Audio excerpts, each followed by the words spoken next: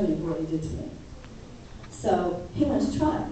And it was really nice to be in a courtroom where I wasn't the defendant for a change.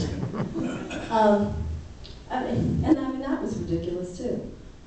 And eventually he was convicted. He was censured, which means absolutely nothing, particularly because he'd already retired. But it was really, truly humiliating for him, so I was all for it.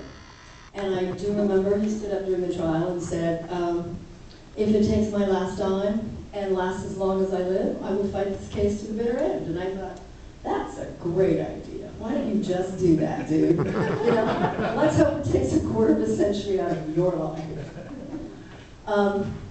And so when I got out, I formed the organization that I now direct, which is the Action Committee for Women in Prison. And I work with the women that I left behind. But I wanted to make a couple of comments about different questions that have been raised. I've been to prison for a long time. And believe me, it's hell. You don't want to go there. Had I gotten the death penalty, I would have volunteered and signed up for it. Anybody who thinks that sentencing someone to life without the possibility of parole is letting them off easy has never been in there. It is hell every single day of your life.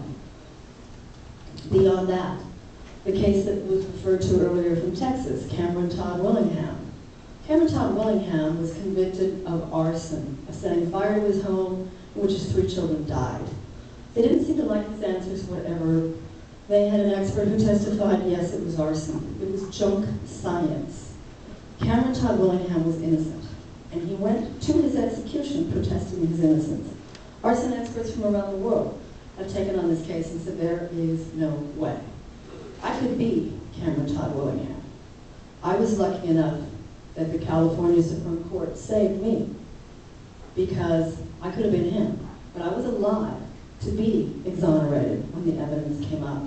And I don't think that you can continue to have the death penalty as long as there's people like me or anyone else, like the 224 men who have been exonerated off of death rows across this country via DNA evidence.